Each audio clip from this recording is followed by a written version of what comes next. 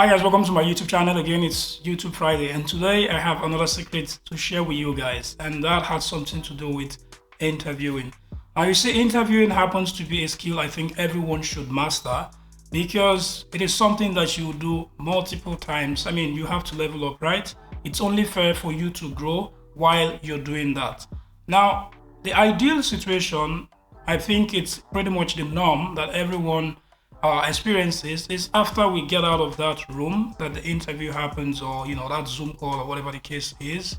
We default to always thinking or asking ourselves the question, did I actually sell myself properly? Did I actually convince these guys that I deserve this job? But that is really incomplete, because how about thinking also, did they convince you that this job is the right fit for you? And that is something I think a lot of people don't focus on, and that is why after interviews you're all sad, disturbed, and all that. Hence why the title of today's video is The Perfect Job Interview.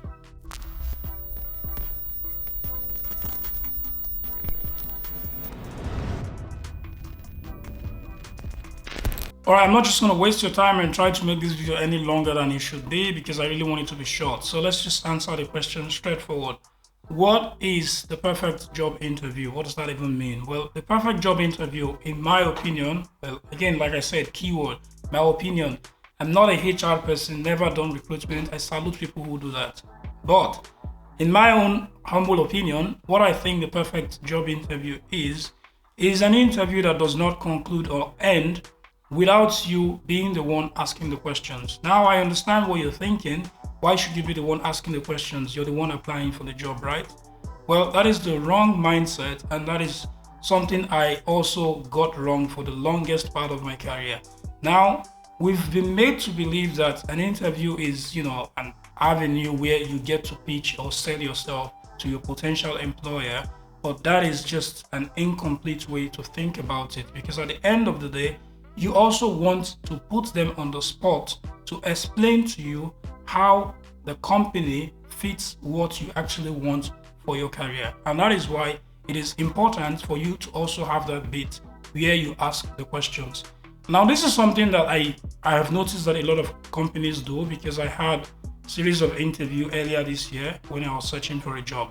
And a lot of companies already structure their interviewing procedure or process in a way that it actually, has that bit where you get to ask questions. So their part could be 1 hour, and then after that, they give you 30 minutes, 15 minutes to do that. Some don't even explicitly, plan it.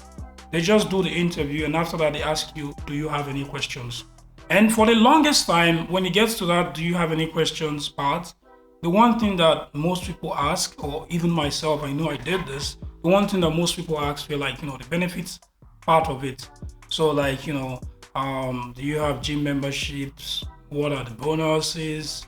And all those stuff, which is important, but I think it's least important compared to the major questions you should be asking. So moving on, what are the kind of questions that you should ask during this particular session that is meant for you to ask questions? And why should you actually ask questions? So let's move on to the sample questions that you should actually be asking. One of them would be something like, what does a day in this role seem like? What would I be expecting to do on a daily? How many meetings would I be having? If it is something that is, the team works remotely, especially these days in the tech industry, you really need to understand this, because it helps you, see what your daily activities would be like, and then it helps you, understand if this is the kind of job you actually want to do. Another question would be something like, do you have sponsorships, or do you have budgets for training, certifications, and all that? Now, I understand a lot of people think this is selfish, because why would you expect to use the company's finance to grow yourself? But it is actually not, because these are trainings and certificates that this company most likely would need. And in fact, it's even a sign that shows that you're someone who likes growing. Now, another important question that I think you should ask, in my case, it's something I always ask, is what does your performance indicator look like? If I get in the next 6-7 months, how are you going to measure my growth? Because again, I want to be sure that I'm getting in and I'm delivering value from the get-go, from immediately when I get into the company. And these are sample questions that I can come up with from the top of my head. If you Google, I'm sure you'll find other stuff there that are beneficial for you to actually understand the profile of this company and understand if it's a perfect fit for where you see yourself going. Now, moving on, why should you even ask these questions, right? Because you're the one applying. Why does it even make sense for you to ask these questions?